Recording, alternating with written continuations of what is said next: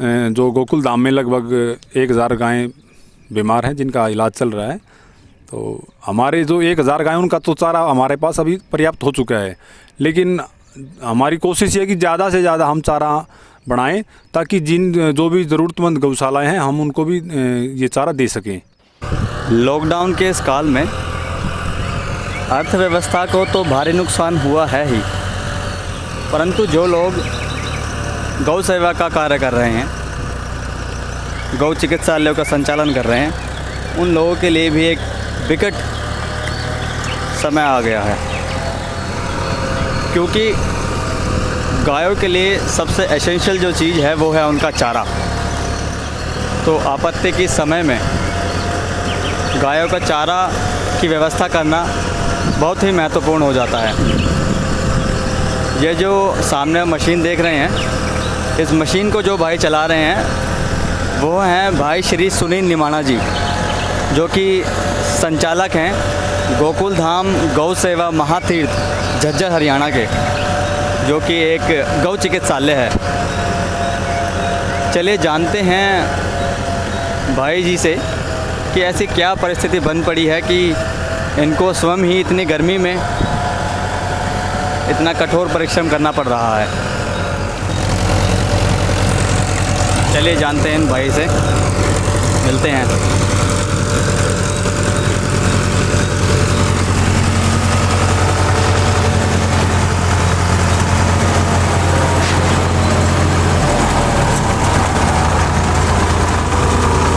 जय गौ माता भाई। जय गौ माता जी।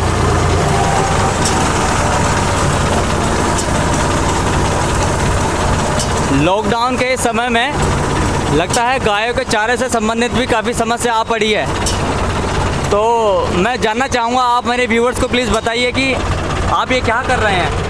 ये हम गायों के लिए जो तूड़ा होता है, चारे की व्यवस्था होती है, तो गायों के लिए हम तूड़ा बना रहे हैं। ये तूड़ा बना रहे हैं, तो ऐसी क्या आपत्ति आ पड़ी कि आपको स्वयं ही यह कार्य करना पड़ रहा है।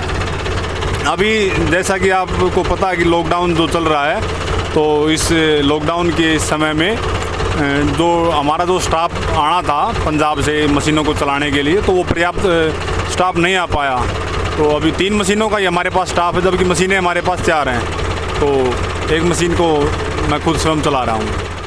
जी, तो भाई जी मैं ये जानना चाहता हूँ कि ये जो योजना आपने बनाई है गायों के चारे से संबंधित, इसके बारे में थोड़ा सा और विस्तार से बताइए कि आपकी क्या योजना है।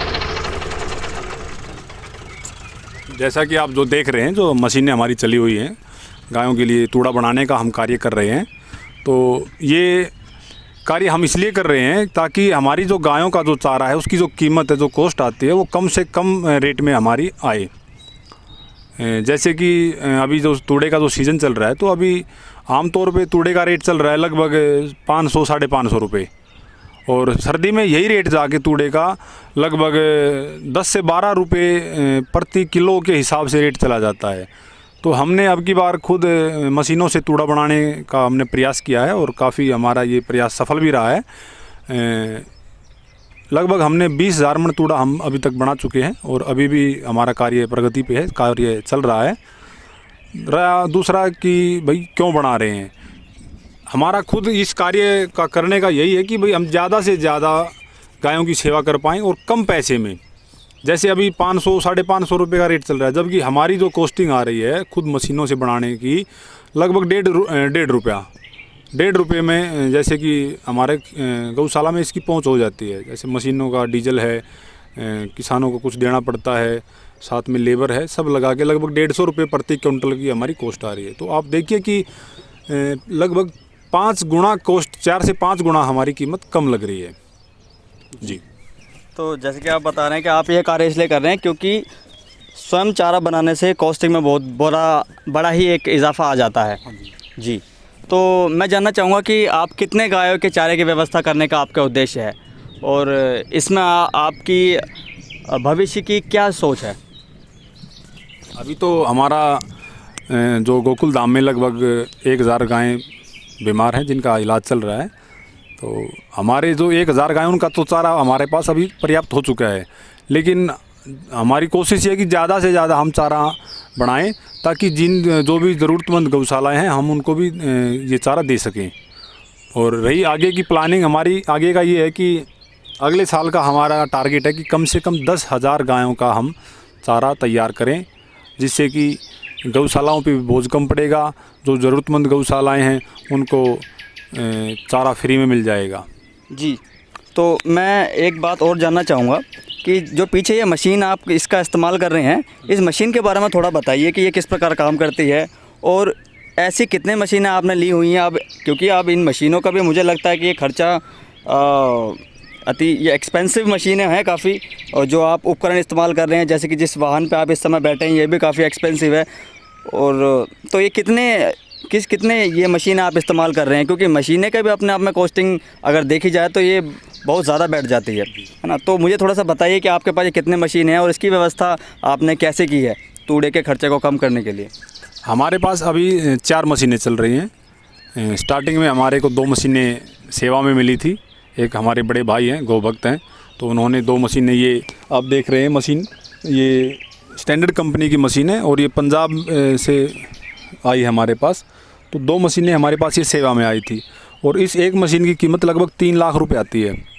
और रहा ट्रैक्टर का, तो ट्रैक्टर का लगभग 7 से 7.5 लाख रुपए का ट्रैक्टर आता है। तो ट्रैक्टर भी हमारे को ये सेवा में मिले हुए हैं, किसी हमारे गौभक्त साथी ने दिए या कि भाई हमारे पास फ्री खड़े हैं तो आप सीज़न में इनको यूज़ कर सकते हैं। और एक मशीन बाद में हमारे को एक साथी ने और दान में दे दी थी। और एक मशीन, जो चौथी मशीन है, वो हमारे पास आई है एक गौभक्त साथी हमारे, तो उनका काम, खुद का जो काम था उनका कंप्लीट हो गया था। तो अभी 10 दिन पहले ही हमारे को वो मशीन मिली, उन्होंने अपना काम कंप्लीट करके हमारे को दे दिया अभी सेवा में कि भाई आप अपना सीज़न पे पूरा काम कर सकें। जी साहब, एक प्रश्न मेरे मन में है, मैं ये जानना चाहता हूँ कि यह तो ठीक है आप यह कार्य कर रहे हैं, परंतु इतनी गर्मी में और इतनी इस ऐसे काल में गौशाला के संचालक होने के नाते आप स्वयं ही लगे हुए हैं। मैं देख रहा हूँ आप सुबह से यहाँ पे ये मशीन चला रहे हैं, तो इसके पीछे क्या कारण है कि आप स्वयं ही इस काम में इतना पागलों की तरह क्यों लगे हुए हैं? मैं माफ़ी चाहूँगा अपने शब्दों के लिए, लेकिन ये पागलपन क्यों है? ऐसा पागलपन नहीं है, ये हमारी गौ माता के प्रति जो भाव है, गौ माता के प्रति, गौ माता के लिए समर्पित है। और मेरा जो भी टाइम है पूरा 24 घंटे मेरे गौ माता के लिए है। और रही बात कि ये कार्य में जो मेरे को करना पड़ रहा है, ये हमारी कोशिश है कि ज़्यादा से ज़्यादा हम गायों के लिए चारा बना सकें। और किसी भाई ने, गौभक्त ने ये सेवा में मशीनें हमारे को दी हैं तो उसका दुरुपयोग न हो, उसका एक सदुपयोग हो, वो खड़ी न रहे। मतलब हमारी कोशिश यही रहती है कि 24 घंटे हमारी मशीनें चलें, 1 मिनट के लिए भी हमारी मशीनें खड़ी न हो, वेस्टेज न जाएं। क्योंकि ये सीज़न जो तूड़े का, ये 20 से 25 दिन का सीज़न होता है। इस 20 से 25 दिन में जितना ज़्यादा से ज़्यादा हम तूड़ा इकट्ठा कर लेंगे उतना हो जाएगा। और इसी दौरान अगर हम लापरवाही बरतते रहे, मशीनों को खड़ा रखा, तो पहले सीज़न कम है, ऊपर से दूना गौ माता का नुकसान होगा। और जिस गौभक्त ने मशीनें हमारे को सेवा में इस गायों के चारे के लिए दी हैं, तो उसको भी कहीं ना कहीं पीड़ा होगी कि भाई मैंने मशीनें दी और वो इसको अच्छे से चला नहीं पाए, उसका सदुपयोग नहीं कर पाए। मशीन 24 घंटे हमारी लगभग चलती है। जैसे आज मौसम ख़राब हो गया तो आज रात को शायद नहीं चल पाएंगी। हाँ, दिन रात चल रही, लगभग रात को 2 से 3 बजे तक तो हमारी डेली चलती हैं। बाकी मौसम अगर ख़राब हो जाता तो उससे पहले भी कई बार रोकनी पड़ जाती है। बहुत बहुत धन्यवाद सुनील जी, आपका यह जानकारी देने के लिए। आखिर में मैं एक प्रश्न और पूछना चाहूँगा जी। मैं जानना चाहता हूँ कि गाय के चारे से संबंध में जो आपने योजना बनाई है, उनकी मूल्य की दरों को घटाने के लिए और भविष्य में और भी गायों की सेवा की व्यवस्था करने के लिए एक संचय आप करना चाहते हैं इस गौचारे का, तो ये प्रेरणा स्रोत क्या है? ये योजना आपने कब से शुरू की? इसका प्रेरणा स्रोत के बारे में थोड़ा बताइए। पिछले साल की बात है कि हमारे पास तूड़े की कमी आ गई थी, तो हमारे को पता लगा कि पंजाब में एक बदनी कला गाँव है और वहाँ पे एक आश्रम है, आश्रम में गौशाला भी है, वहाँ पे एक संत विराजमान है। तो वहाँ से तूड़ा फ्री में मिलता, मतलब दान में तूड़ा महाराज जी देते हैं जिसको भी गौशाला को ज़रूरत होती है। तो हमारे को पता लगने के बाद मैं वहाँ उस आश्रम में गया और मैंने महाराज जी के सामने अपनी पीड़ा रखी कि हमारे पास धन का भी अभाव है और धन के अभाव के कारण हम चारा भी नहीं खरीद पा रहे हैं, तो आप हमारी अगर कुछ मदद कर सकते हैं तो उन्होंने हमारे को उस टाइम 5 गाड़ियाँ तूड़े की दी। तो फिर मैंने जैसे आश्रम में उनके जो सेवक थे उनसे जानकारी ली कि भाई आप लोग कैसे कूड़ा इकट्ठा करते हैं, इतना कूड़ा और कितना कूड़ा इकट्ठा करते हैं। तो उन सेवकों ने हमारे को जानकारी दी कि महाराज जी के पास लगभग 50 रैपर मशीनें हैं और सीज़न पे लगभग 100 के आसपास मशीनें सेवा में आ जाती हैं और काफ़ी गांव से कूड़ा इकट्ठा करते हैं। और जैसा मेरे को जानकारी मिली लगभग 40 करोड़ रुपए का कूड़ा महाराज जी हर साल दान में देते हैं।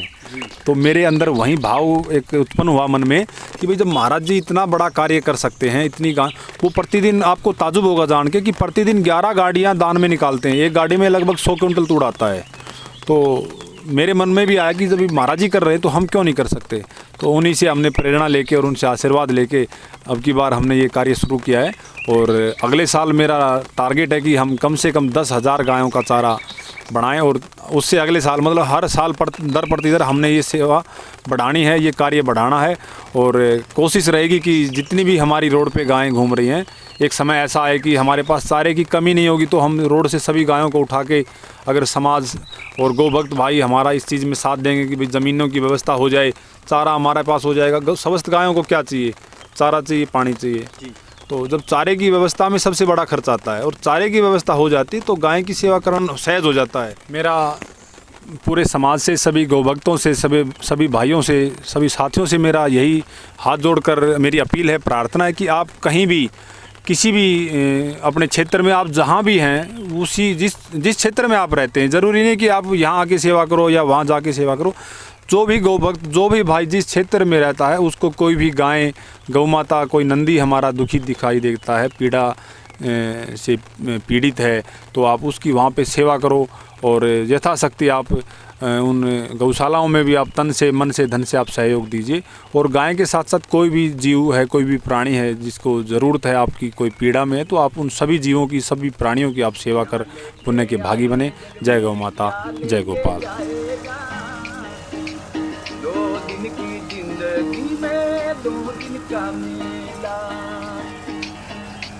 ये वो चले गए रे बलवान, दिल में धरती सोनैया। ये चले गए बलवान, दिल में धरती सोनैया।